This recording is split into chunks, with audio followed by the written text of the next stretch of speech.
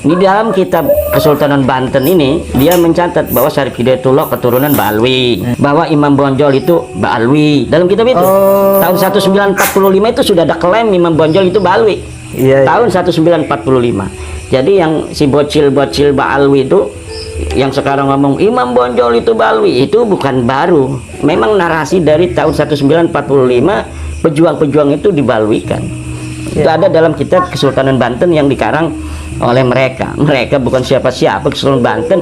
Mereka kemudian mencatat kesejarahan Kesultanan Banten sesuai dengan apa versi mereka dan keinginan mereka. Ini kan namanya sariqatut tarikhil ghair, mencuri kesejarahan orang lain untuk kepentingan mereka.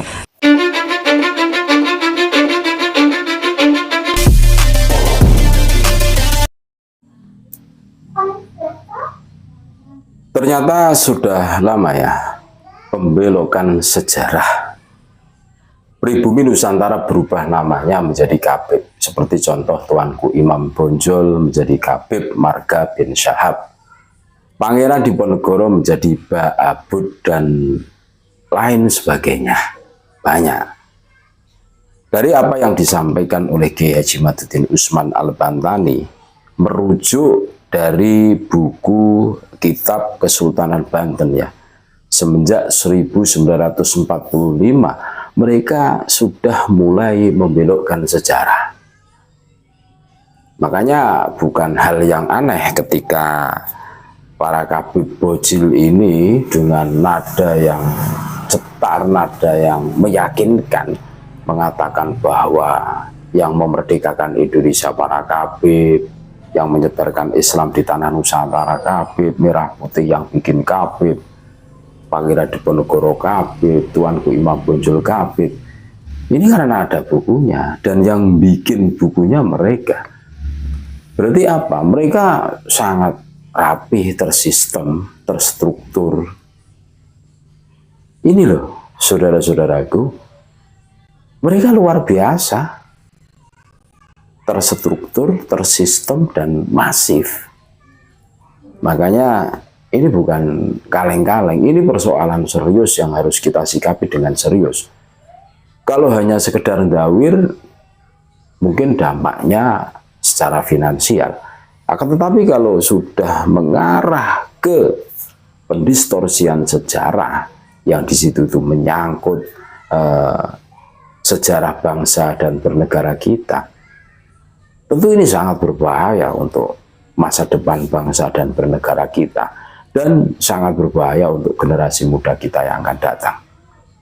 Kita bisa bayangkan seumpama semuanya berubah menjadi kabib, terus banyak makam yang dilabeli kabib, pribumi Nusantara berubah namanya menjadi kabib. Wah, bisa dibayangkan 20-30 tahun yang akan datang, generasi muda kita tidak usah kita suruh bahwa yang berjasa besar di Nusantara ini kabib. Dengan sendirinya mereka akan mengamini. Tentu ketika dicocokkan dengan fakta sejarah ini sangat bertentangan. Makanya Kabib Ba'alwi ini cocoknya bukan Pak Alwi tapi Dobolowi, karena tukang dobol. Bahkan teman-teman saya itu banyak yang memberikan kesaksian sehari tidak dobol, mungkin kepalanya bisa retak, katanya teman saya seperti itu ya, karena saking parahnya itu loh. Ini kengerian tersendiri yang kita rasakan.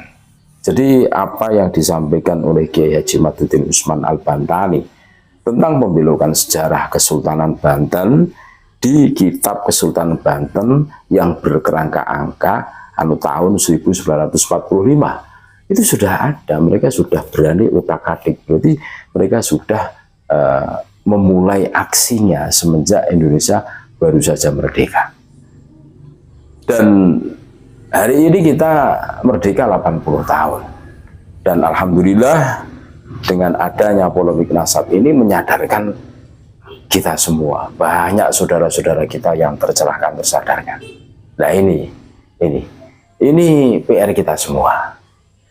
Pertanyaannya, yang menjaga sejarah bangsa dan bernegara kita, kalau bukan kita siapa? Kita adalah pewaris negeri ini. Kita harus berpikir, mempunyai komitmen untuk selalu menjaga negara kesatuan Republik Indonesia, rumah kita bersama ini. Jadi apapun yang di situ itu berhubungan dengan NKRI harus kita jaga, termasuk sejarahnya, orisinalitasnya harus kita jaga. Oke, kami menerima kalau rekam jejaknya Habib itu memang betul-betul ada, betul-betul ada perjuangannya. Nggak ada kok dari sejarahnya, fakta sejarahnya. Muncul Utsman bin Yahya, sang mufti Batavia. Terus yang mendatangkan mereka ke Nusantara itu adalah VOC. Ketika pribumi Nusantara tidak sudi lagi bekerja sama dengan Belanda, VOC. Akhirnya VOC mendatangkan orang-orang dari Yaman, negeri yang di situ itu terkenal tandus dan gersang, yang sampai detik ini dilanda kelaparan, konflik berkepanjangan entah sampai kapan kesudahannya, iya kan? Nah, ketika mereka merasa enak, mereka enggan pulang ke negeri asal muasalnya.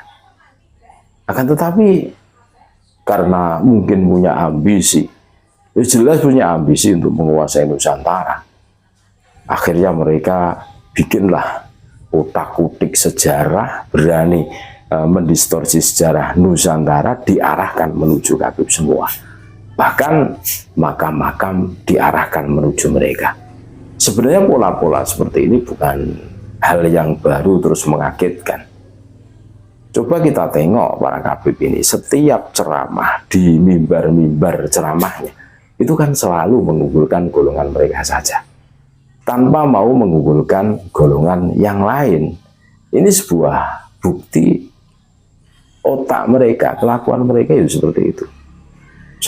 Saking semangatnya mengunggulkan golongan mereka, mereka tidak segan-segan menghina kepada golongan yang lain, kan begitu kan? Ya, termasuk munculnya makam-makam palsu yang dilabeli dengan Habib, terus makam pribumi Nusantara yang berubah namanya menjadi Habib. Ini sebuah catatan tersendiri untuk kita telusuri. Ternyata mereka itu punya ambisi. Dan ternyata benar, yang kasar, yang sedang, yang kalem, ternyata sama saja.